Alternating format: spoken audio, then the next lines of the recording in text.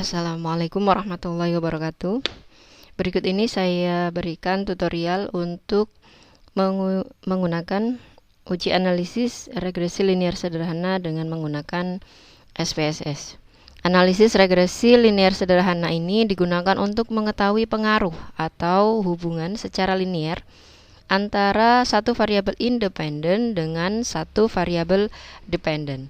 Nah, contoh yang saya berikan ini adalah kasus yang saya berikan pada pertemuan sebelumnya, yaitu tentang data dari biaya iklan dan juga hasil penjualan. Nah, di sini muncul di dalam SPSS ketika kalian membuka pertama kali akan muncul di sini ya data. Jadi data set di sini adalah di mana kalian harus memasukkan data itu. Di sini kalian lihat tampilannya ada data view dan variable view. Nah, pertama-tama kalian bisa klik pada variable view ini. Kemudian kalian bisa klik di sini ada variabel yang kita butuhkan adalah variabel X untuk biaya iklan dan juga Y adalah hasil penjualan. Nah, di mana di sini kita bisa klik di sini X ya. Klik X akan muncul di sini. Kemudian akan muncul tipe datanya yaitu numerik dengan lebar angkanya adalah 8, kemudian desimalnya adalah 2 angka di belakang koma, dan ini bisa kita beri label misalnya adalah biaya iklan. Kemudian di sini bisa kita ganti align ini di sini, kalian bisa klik mau di mana kalian meletakkan angkanya, nanti bisa di sebelah kiri, di tengah atau di center. Misalnya saya ganti center. Kemudian di sini measure ini kita ganti dalam bentuk data scale ya. Kemudian variabel berikutnya adalah variabel Y. Nah, kita klik di sini Y. Kita ketik Y. Di sini akan muncul juga sama seperti ini, tinggal kita ganti di sini adalah hasil penjualan. Kita beri label itu. Kemudian di sini kita samakan, kita ganti datanya itu ada di center. Di sini sudah dalam bentuk scale. Kemudian setelah kalian mengisikan di dalam kolom variable view ini, kemudian kalian bisa pindah ke halaman data view. Di dalam data view ini sudah muncul apa yang sudah kalian tuliskan, yaitu variabel X dan variabel Y itu adalah hasil penjualan. Nah, di sini kalian bisa memasukkan data itu secara manual, misalnya dengan mengetik katakanlah di sini 30, kemudian di sini 20 atau 50 ya. Nah, di sini. Tadi kita menuliskan di sini ada 2 angka di belakang koma. Kalau misalkan ingin mengganti menjadi tidak ada angka di belakang koma, maka desimal ini bisa kita ganti ke 0. Nah, seperti ini. Maka di sini data view akan menjadi data puluhan saja atau sesuai dengan data yang kalian inginkan. Nah, di sini misalkan kalian ingin tidak menuliskan satu persatu, tapi kalian bisa copy paste dari apa yang sudah kalian ketikkan di Excel misalnya. Itu bisa. Jadi kita buka Excelnya. Dari data Excel ini sudah saya tuliskan biaya iklan dan juga hasil penjualan. Di sini dalam bentuk dolar ya. Misalkan saya copy di sini. Ya, saya copy, kemudian saya pindahkan ke SPSS tadi. Ya. Ini akan muncul data yang sudah tertulis di Excel tadi. Kemudian langkah selanjutnya adalah kita menganalisis ya.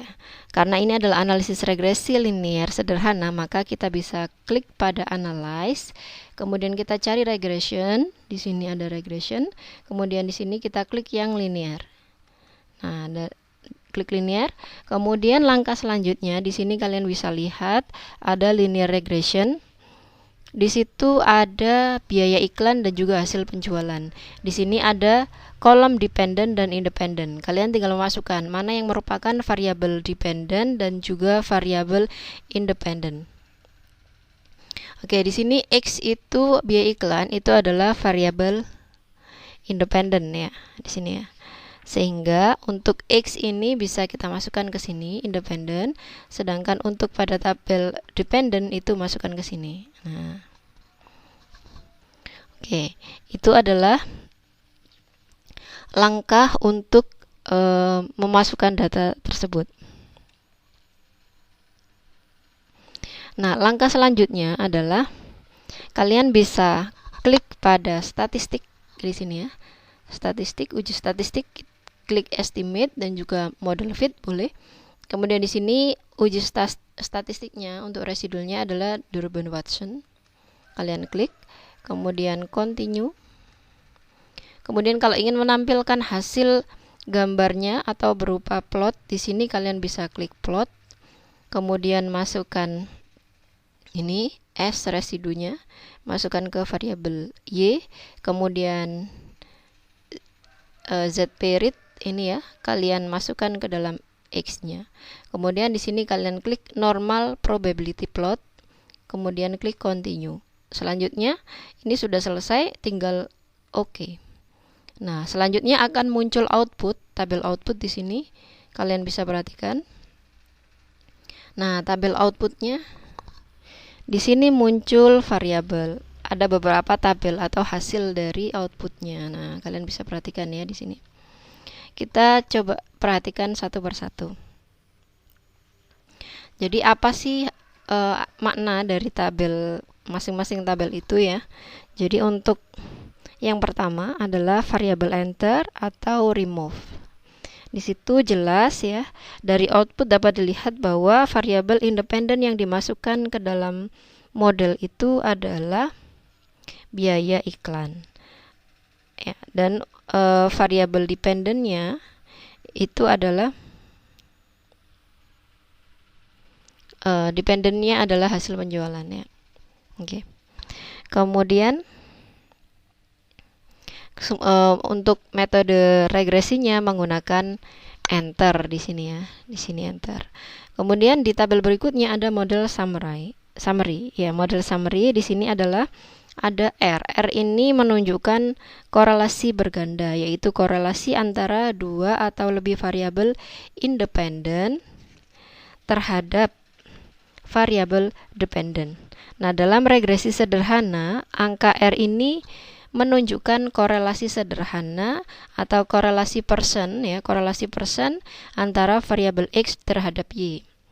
Nah, pada angka di sini diperoleh besarnya adalah 0,648. Artinya korelasi antara variabel biaya iklan dan juga hasil penjualan adalah sebesar 0,648. Nah, hal ini berarti terjadi hubungan yang erat karena nilainya mendekati 1. Kemudian di sini ada R square atau R kuadrat ya. R ini menunjukkan koefisien determinasi. Angka ini akan diubah menjadi bentuk persen ya, yang menunjukkan persentase sumbangan pengaruh variabel independen terhadap variabel dependen. Nilai R di sini adalah 0,420. Artinya persentase sumbangan pengaruh variabel untuk biaya iklan terhadap hasil penjualan itu adalah sebesar 42%. Sedangkan sisanya itu dipengaruhi oleh variabel lain yang tidak dimasukkan ke dalam model ini. Kemudian pada kolom selanjutnya ada adjusted R square atau di sini adalah R square yang telah disesuaikan. Nah, umumnya ini digunakan jika ada 3 variabel independen atau lebih. Nilainya di sini adalah 0,375. Nah, ini menunjukkan sumbangan pengaruh variabel independen terhadap variabel dependen adalah sebesar itu. Kemudian ada standard error of the estimate. Ini adalah ukuran kesalahan dalam prediksi. Ukuran kesalahannya ini adalah sebesar, kalian bisa lihat, 46,284. Nah, jadi ini adalah artinya dari kesalahan dalam memprediksi struktur, dalam memprediksi ini hasil penjualannya ya. Kemudian ada tabel ANOVA. Tabel ANOVA di sini adalah, kalian bisa perhatikan di situ ada ANOVA atau analisis varian, yaitu untuk uji koefisien regresi secara bersama-sama atau uji F ya di sini, untuk menguji signifikansi pengaruh beberapa variabel independen terhadap variabel dependen. Analisis ini lebih tepat diterapkan pada regresi berganda, sehingga kalau pada regresi sederhana tidak begitu diperhatikan ya. Kemudian ada output untuk koefisien. Kalau di ANOVA tadi di sini misalkan uji regresi berganda itu kalian bisa lihat di sini adalah nilai F-nya itu sebesar 9,41 ya, 9,411 dengan signifikannya adalah 0,009. Kemudian kalau pada tabel koefisien di sini perhatikan untuk tabel koefisien ada unstandarized dari koefisien, yaitu nilai koefisien yang tidak terstandarisasi atau tidak ada patokan. Nilai ini menggunakan satuan yang digunakan pada data variabel dependent, misalnya adalah rupiah, persen, atau dolar, dan sebagainya. Nah, koefisien B ini terdiri dari nilai konstan, nilai Y jika X-nya itu 0. Ini adalah nilai Y jika X-nya 0. Dan koefisien regresi, di sini, koefisien regresinya itu menunjukkan peningkatan atau penurunan variabel Y yang didasarkan pada variabel X. Nah, nilai-nilai inilah yang masuk dalam persamaan regresi. Nah, kalian bisa cek pada persamaan regresi yang sudah kita uji secara manual, apakah sama nilainya, yaitu 349,875 untuk nilai B-nya. Nah, standar error, di sini ada standar error, itu adalah nilai maksimum kesalahan yang dapat terjadi dalam memperkirakan rata-rata populasi berdasarkan sampel. Nilai ini untuk mencari T hitung, yaitu dengan cara koefisien dibagi dengan standar errornya. Nah, standardized koefisien adalah nilai koefisien yang telah terstandarisasi, ini ya, yang telah terstandarisasi atau mempunyai patokan tertentu. Jika nilai koefisien beta itu semakin mendekati 0, maka hubungan antara variabel X dengan Y itu semakin tidak kuat. Ya. Untuk nilai dari koefisiennya itu, koefisien beta, kalian bisa perhatikan yang sudah saya jelaskan di pertemuan sebelumnya. Kemudian di sini ada nilai T hitung. T hitung adalah pengujian signifikansi untuk mengetahui pengaruh variabel X terhadap Y. Apakah berpengaruh signifikan atau tidak. Nah, untuk mengetahui hasil signifikan atau tidak, angka T itu akan dibandingkan dengan T tabel. Ya, ini dibandingkan dengan T tabel. Nah, signifikansi adalah besarnya peluang atau probabilitas untuk memperoleh kesalahan dalam pengambilan keputusan. Jika pengujian menggunakan tingkat signifikannya itu misalnya 0,05, artinya peluang dalam memperoleh kesalahan itu adalah maksimal 5%. Dengan kata lain, 95% keputusan sudah dianggap benar. Nah, dari sini tadi, untuk nilai output tadi itu bisa dimasukkan ke dalam persamaan regresi ya, yang ini kalian bisa masukkan ke persamaan regresinya dengan nilai T hitungnya adalah 3,068. Kalian bisa lihat di dalam pengujian atau materi yang kita hitung secara manual di pertemuan sebelumnya. Di situ kalian bisa lihat hasilnya. Dan kalian bisa lihat bagaimana kriteria dalam pengujian T itu, apakah T itu ditolak, apakah hasil T-nya itu bagaimana, lebih besar ataukah lebih kecil terhadap T tabelnya.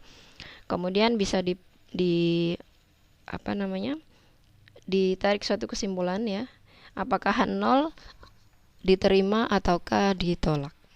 Kemudian untuk di sini ada gambar plotnya ya, kalian bisa perhatikan gambar plotnya di sini, artinya data-data yang sudah terkumpul tadi itu mendekati garis ini. Di sini adalah garis regresinya, artinya titik-titik ini adalah data itu, dia tidak terlalu berpencar ya, tetapi dia lebih dekat terhadap garis regresinya, sehingga di sini memiliki hubungan yang kuat ya.